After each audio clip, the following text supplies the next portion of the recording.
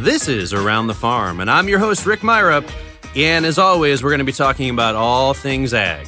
Harvest is here. It's that time of year. Everybody's excited, but they're also a little bit nervous. There's a lot of interesting things that happened at planting this year that are creating difficult challenges and unique situations that some folks may have never seen before. There's a lot to consider, and we've got two experts with us today that are really going to help us to understand things that we need to be looking at as we're looking at a late harvest and some of the things to be concerned with, and really get into the details of how you can optimize your operation for this harvest season. Our first guest today is Chris Sauter, who is a regional agronomy lead for Bayer Crop Science. And then we also have a farmer from Maynard, Iowa, Brent Sharp, who's joining us today as well. Chris, could you tell our listeners a little bit about yourself and your background and what you do for Bayer Crop Science? Yeah, thanks for the introduction, Rick. So my name is Chris Sauter. I am the regional agronomy lead for the Midwest region here in Bayer. A little bit about my background. I grew up on a farm in northwest Iowa. After several years in college, ended up joining what was then Monsanto as a corn breeder for DeKalb in northwest Iowa. And over my 12 years, I've eventually migrated down here to St. Louis and into the commercial teams. And now I lead a team of agronomists across Iowa, Missouri, and eastern Kansas. And we're responsible for supporting our dealers, customers, and sales managers in the region. Good deal. Now, from northern Iowa, I need to understand who I'm dealing with here.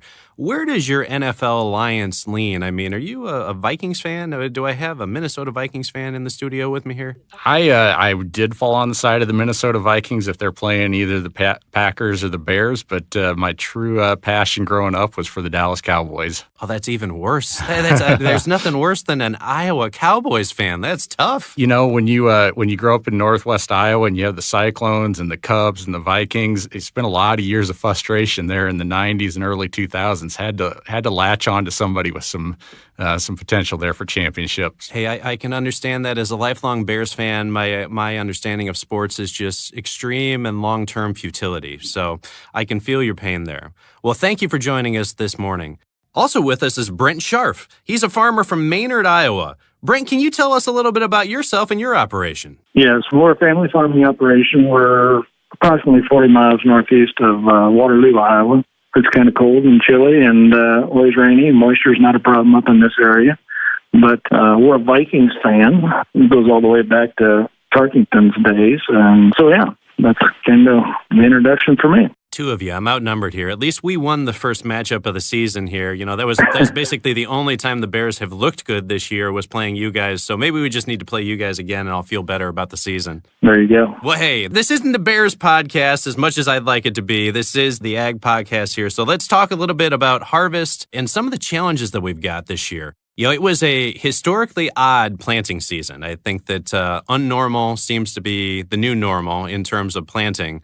And when you consider some of the challenges that we're going to have here this year, Chris, talk to us a little bit about, for farmers, especially in those areas where they've had this drawn out and long planting, what types of things do they need to be thinking about as they either get started for harvest this year or start to prep for harvest to prepare themselves for what could be a historically long in duration harvest and could be a harvest that runs for some folks well into December? Yeah, absolutely. So the major issue facing everybody right now that's front and center is this cold front coming across the upper Midwest. You know, we have snow forecasted in the Dakotas and freezing conditions forecasted tonight for Iowa, Minnesota, and several other regions. So that's the major one that I'm sure everybody's staring in the face. But we like to coach people to think and go back all the way to conditions at the time of planting. For those that got in early and for, region I cover with most of Iowa, we define early and on time as late April, early May. We're starting to see those fields come out and yields are good, but from here on out, we're expecting that to become more and more challenging. So if you were going in late May, early June, you're likely planting into wet conditions, maybe compacted fields. The seed bed wasn't ideal, and that was really going to set the tone for the entire season, and mainly in the form of restricted root development, and that's going to eventually lead to plant health, stalk integrity, ear health issues as we get closer and closer here to harvest. So trying to be as aggressive as you can, where you can, prioritizing your harvest order is really where we need people focusing from here on out, because the grain that we do still have out there, we want to try to get as much of that in the bin as we can. You think about some of the weather challenges. You'd mentioned the snowstorm that's forecasted for the Dakotas, the cold temperatures that are coming in some of these geographies. For folks that the crop isn't quite there yet, what do they need to be considering in terms of their decision-making process for really trying to determine when they need to get out there and harvest that crop and some of the trade-offs that they're going to have to make potentially in terms of higher moisture at harvest or lower grain quality? Yeah, so it's going to depend a little bit on the level of frost that they're going to get here tonight and into tomorrow. So if it's just areas with a light frost and we get a little bit of kill on the leaves themselves, that plant's going to continue to develop and the stalk's going to be alive. You're going to see maybe minimal yield loss with those fields. If we do end up having a killing frost where it's killing everything, including the stalks, then, for those that were not at black layer, you will be at essentially black layer now because you won't be packing any more weight into the kernels or soybean seed. So I guess what we think about at this point is still continue to get out there and scout a couple things. So ear health. We know there's a lot of situations this year where we saw insect pressure late and had the potential to either open up pods. We've seen some examples of stink bugs and soybeans opening up pods, late insect feeding in corn, opening up injury on the kernels themselves. So taking a look at that and ranking fields in an order that makes sense to try to maximize your harvestable yield as much as possible is one thing to think about. Maybe even the bigger thing that you should be scouting right now is really going to be that crown health in the lower part of the stalk for our corn plants. The type of year that we had with the wet spring, getting hot later in the season, is a perfect scenario to start setting up fusarium in that lower stalk. And so that's going to impact everything from stalk integrity to shank integrity. And the further and further we go, that's going to be it's going to become more and more of a challenge. So look at yield potential, your risk for intactness and standability of that plant. And I'd really start thinking about how do we be a little bit more aggressive on those fields that are at high risk. Lots to take into consideration. So let's bring in the guy that's actually living through it at the moment. Brent, so can you talk to us a little bit about how planting went for you folks in your operation? Was it a bit of a challenge there in the spring? Yes, it was very much of a challenge. We basically had three planting windows. We had the April 24th, 25th, 26th to plant. We had the May 14th, 15th, and 16th. And then we had June 1st through June 3rd. And you had to get a lot of acres planted in a short time. Then were our three planting windows. So, yeah, it's a challenge. And we started picking corn yesterday. In the field that I started on, generally fungicide every field, but this field, for some reason, didn't get fungicided. So that was at 30 to 32%. Everything else that I have is basically not mature yet. It's not black layered. And if it is, it's just there and that's it. That's definitely a challenge. You think about that level of moisture in the crop that you're pulling out there. I mean, what are you thinking about for potential dry down as you think about having such a wet crop as you pull that out of the field and try to get that into the bin? That's an interesting thing to say because we're not quite sure. As we look at the week to 10-day forecast, we're not seeing any heat out of that. So I told the guys, I said, Thanksgiving dinner is going to be out this year. And I says, we're going to be bumping up towards Christmas. And we know how many days of harvest we have, and we got to get started sometime. And right now where we sit, just kind of cloudy days every day, and we're not getting any heat units to bring the corn along to maturity. Yeah, I don't think you guys will be the only folks that are going to be eating turkey in the combine. I think that's going to be something that's a little bit more common than we'd be comfortable with just as an agricultural community. So when you think about that, I mean, if you look at your operation, have you guys ever had a year like this where you're looking at it going, man, we're going to be harvesting well into December? And what were some of the challenges that you can remember if you have run into that before? We ran into it in 2009. Matter of fact, we didn't get all the corn harvested. We had close to 1,000 acres left out in the field. Obviously, it snowed, and we couldn't get it. That's a crapshoot in this part of the country because we do get a fair amount of snow. We was fortunate in the spring. We did go out and get it, but you do have some harvest loss from that, or I don't call it harvest loss. I call it snow loss. Yeah, it wears on a guy a little bit. And I think in 2009, we got corn to maturity, but we just couldn't get it right now. This year, we're not even getting corn to maturity yet. We're on the front part of October, but we're sneaking up towards the middle of October, and it would be nice to try to get corn black layered. Brent, I know you like to collect data on your operation to help you in the decision-making process. Talk to us a little bit about, What additional steps do you have to do to make sure that you're getting good, clean data as you harvest this year in a year where you're going to be having a prolonged harvest period? How often are you guys looking at calibrating your combines as you collect that data? We normally calibrate definitely once a day, but even between fields, different varieties of corn, different hybrids of corn, we calibrate between different hybrids because there's different characteristics, depth of kernel, shallow kernel, dryness. It can all vary. And I like to have accurate information for a number of reasons, for a number of different people. So, yes, I mean, the accuracy is a big thing with us. Obviously we have scales on the grain carts, and then we check the grain carts between the grain carts, and then we check, the grain carts dump into the semis, and so then we check the semis across the scale, and it's all trickle-down effect. Chris, in a year like this, where it's a little bit abnormal. I think a little bit is being generous there. Let's just call it abnormal. What's your thoughts on how farmers like Brent's can use the data that they've collected this year from harvest and still help to educate the decisions that they make planning for next season, understanding that this isn't really a relative season compared to most years? I appreciate that question because, in a year like this, one of the big risks is that we overcorrect based off of what we saw this year. So what we were talking about earlier in terms of calibrating, getting accurate data in the first place, great first starting point because your moisture is going to be drastically different from that first planting window to the later planting window. So having accurate data from these fields is a great first start. And then second thing I think about is the actual data that we do want to make decisions on. So, think through your operation for the fields, the situations that would reflect something that you would see 6 or 7 out of 10 years. And that's the data that you start with to make decision based off of your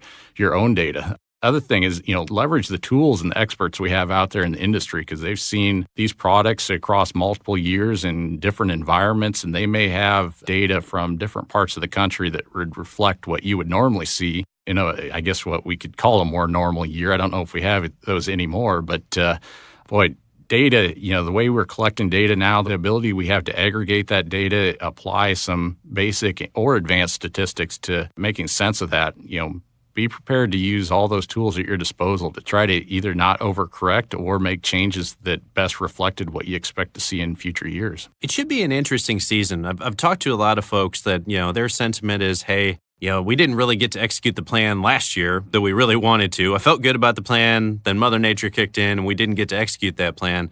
One thing I've heard a lot of folks say is, hey, we're going to kind of go back to last year's plan, and that's what we think we're going to plan for this next upcoming season because we didn't actually get to execute against that. Brent, as you guys think about your operation there, how are you guys starting to look at how you're going to plan for this coming season and planting? Are you going to make any changes based on learnings from this year, or is it really going to be, hey, let's lean on some of those historical things that we've seen before? It's kind of ironic you asked that question. We were just talking about that yesterday. Like last spring, the nitrogen got pushed back. The anhydrous ammonia was not readily available in our area because, there was a shortage of trucks to basically bring it to the retailers. Now we're getting harvest pushed back in October, November, possibly December. We're almost into the same scenario again. How much field work is going to get done? How much fall nitrogen is going to get put on, if any? Or is it all going to get pushed back to next spring? And we're going to relive the same problem next spring just because, fall is going to get pushed late again. So it could be a back-to-back deal is what we're thinking right now. So actually while we're talking, I'm looking outside and we got the tillage tools backed up and we're ready to go with them as soon as we can get some more corn harvested. That's going to be a unique challenge for this season as you think about fall fertility, just planning for the logistics of that. Brent, are you guys going to try to schedule it where, hey, once we get a field harvested, as quickly as that ground is ready, are you going to try to get somebody into the field to do a fall application? That's our goal. We'll try to get some fertilizer spread on there and get some tillage going right away.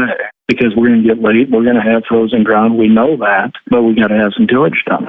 Chris, from an agronomic perspective, folks are going to be forced into some different practices this year, as Brent's talking about there, as you consider not being able to get as much fertility down in the fall as you might have planned to. For folks that may not be as comfortable or have the history of doing more spring-applied fertility or even in-season fertility, what are some things that they need to consider as part of their plan as they start to put together their planting plan for next year? Yeah, so I think, one, going into the spring with a plan, having your inputs lined up, thinking about where you're going to prioritize ahead of planting, those are all going to be things that they're going to have to consider, because if they're not able to get nutrients down this fall, it's going to make even next spring more and more compressed. We see this year over year. Anytime we get one delay somewhere in a season, it just tends to snowball. We eventually recover and come out of it. But I'd say, continue to focus on what we know, the basics about when it's right to go in with tillage, when it's right to put down fertility. Don't be reckless, but definitely act with a sense of urgency. If we're reckless, you make those mistakes and they tend to live with you across the full season. Brent, as the planting season drew out, there were a lot of folks that ended up having to swap out some products and get a different maturity of product. I don't know if you guys had to run into that at all, but were you in a spot where you had to plant any hybrids or varieties this year that were maybe a little bit earlier than you typically have planted and you hadn't seen before? We didn't have to go to the extreme, or I didn't go to the extreme this year. In the middle of May, we were still planting 110 to 113 day maturities where we're at. We got into that 1st of June, and we had to swap out a fair amount of hybrids, and we went earlier. We went down to the 103 to 105 day range there. That was still probably stretching it for our part of the country, but I didn't want to jeopardize yield right off the bat. But it was certainly a challenge this spring. There's no doubt about it. So as you look at harvesting those crops that are earlier maturity than you would typically plant in an ideal year, are there any key concerns for you as you get out into the field and try to harvest those products that are a little bit earlier than what you would normally plant on the operation? Well, then we went out, we did kernel counts and stuff like that, and the June planting really has some good kernel counts. The issues that I'll have is once we get into it, test weight number one, depth of kernel number two. I think them two might jeopardize our yield a little bit with that late planted corn.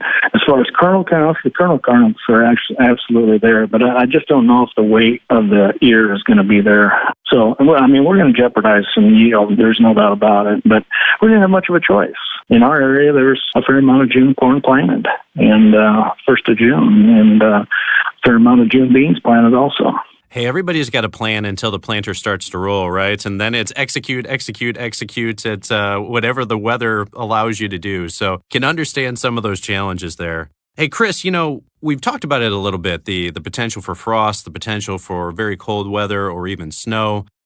We're all hoping for a temperate fall, right? We're hoping that these temperatures hold out for us. We hold off on snow well into November based on the season we're having. But the reality is some folks are going to get hit with this, right? Some folks are going to have to deal with potentially multiple frosts, potential killing frosts, fields that still have crop in them that are going to get snowed on. What can you tell farmers that may run into that if you do experience a heavy frost or a number of frosts or have some snowfall? What things do they need to be looking at for then harvesting those fields after they've experienced those types of cold weather events? Yeah, just in terms of the yields that you're going to get off those fields, you're definitely at the mercy of Mother Nature there. What we were talking about earlier in terms of plant stage, if you've reached black layer at this point, you're not going to be losing any more yield from that frost, but it's probably going to impact your dry down. The dry down curves that we have in our products shift quite a bit as we move into October, back into September. We're roughly drying down by about 3/4 to a full % of moisture per day. But as we move forward, we're really that could be anywhere from 0.1% to 0.25% per day. So that's going to be a little bit slower. I wouldn't wait too long on that, just because, like I said, we get into November and the risks that we have, whether it be additional rain that could be impacting grain and stock quality, wind events start to pick up as we move later into the fall.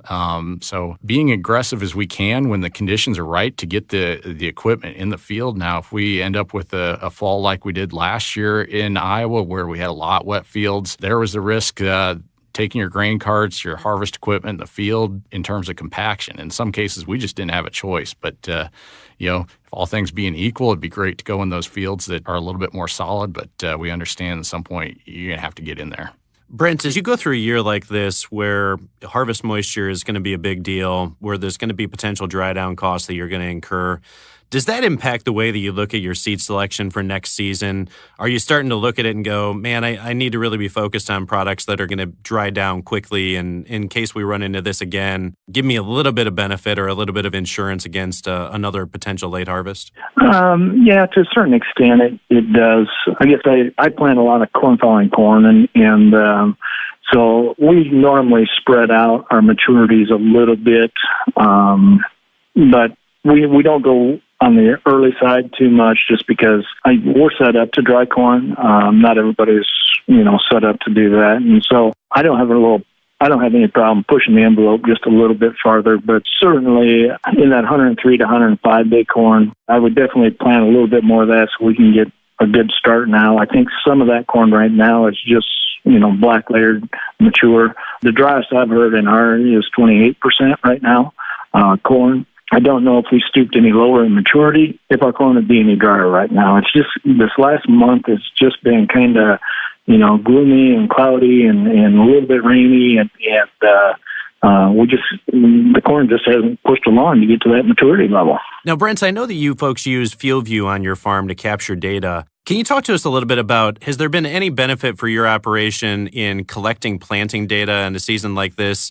to be able to track and remember which fields were planted when, and to be able to take that into consideration as you look at harvest here? Absolutely. I hunt through that probably almost on a daily basis.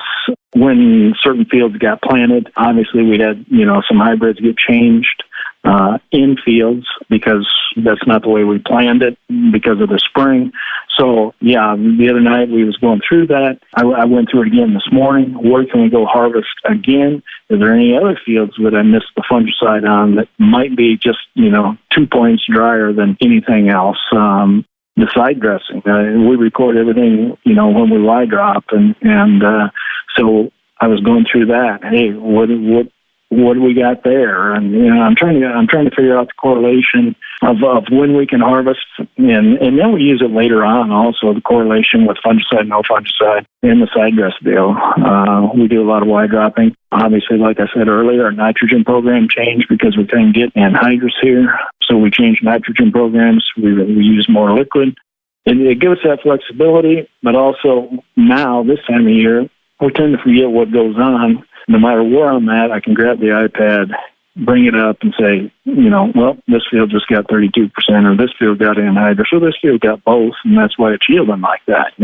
It's definitely valuable information at the fingertip. You don't have to go back to the office into the desktop. It's always a fun time of the year when you get to evaluate harvest performance. In a year like this that was abnormal, I think we've said that once or twice, when you look at new products that you might have been trying for the first time this year, Brent, how are you going to go about evaluating those new products in an abnormal season like this? Is it going to be a bit of an outlier year, or are you going to really be bought into some of those new products, or are you still going to be a little bit hesitant with those? I'm more on the hesitant side, I would guess, just because, this is kind of a different type of year. Every year is not like this year. Now, as the summer was rolling along, we thought things are, we was catching up pretty good on GDUs, on growing the units, and then all of a sudden here in September, we've just really stalled out. So it's really not a fair guesstimate on what certain hybrids are going to do and how they're going to finish, in my opinion. Chris, as you look at this harvest season, and you're going to be looking at a lot of corn results, right, and soybean results as well, what's your advice for folks about how they evaluate performance this season and evaluate potentially new hybrids that they looked at this year, new products that they looked at this year, and start their planning for this next season? So the past corn breeder in me is always excited about the new products, and I have a lot of confidence in the system that we use to bring those products forward. But not everybody has access to that data, so I understand taking a critical look at the performance this year and if it's going to be repeatable or not. So number one, I think start with your early planting, on-time planting data. That's a good place to start with data this year. Leverage data from your agronomist, from your sales team. What we talked about earlier, keeping those records in FieldView to help assess, hey, what were the conditions that these new products performed under this year or didn't? That's great information to have at your fingertips, but also share that with your seed sales rep because they can use that to then say, yeah, we may want to take and give this product another year evaluation before getting aggressive with it. Or it may be information that confirms with what we knew about that product when it came out of our breeding pipeline. And, if we can confirm what we saw the previous year, then maybe those are the products that we take a little bit more of an aggressive stance on working into our portfolio. So a lot of our growers may not have access to that multi-year data, but there's a pretty good chance your agronomist and your sales reps do. So I'd really ask and push on them to tell you a little bit about the history of those products, and that can really help you on product selections for this fall. Lots to consider as folks get started with harvest this season. I know a lot of folks are ready to turn the page and start to focus on next year, get past this year, but lots to consider around potential weather impact of frost, cold weather, potential snow. Appreciate both of you coming in this morning and talking with us a little bit and sharing some of your insights and experiences with our listeners as they get prepared to get out into the field and get through harvest this fall as well. Hey, Around the Farm is brought to you by Climate FieldView. Don't miss any of our episodes. Remember to subscribe to our podcast on Apple Podcasts, Stitcher, Google Play, or anywhere else you get your podcasts. You can also find our episodes on climate.com. I want to hear from you. If you have any thoughts or questions, you guys have the best ones. Go to our FieldView Twitter handle @FieldView. Use the hashtag FieldViewATF so I can find your tweet and we'll answer your questions in upcoming episodes. And before you close out the podcast, how about giving us a review? We wouldn't turn down a 5-star rating. And as always, we'll see you around the farm.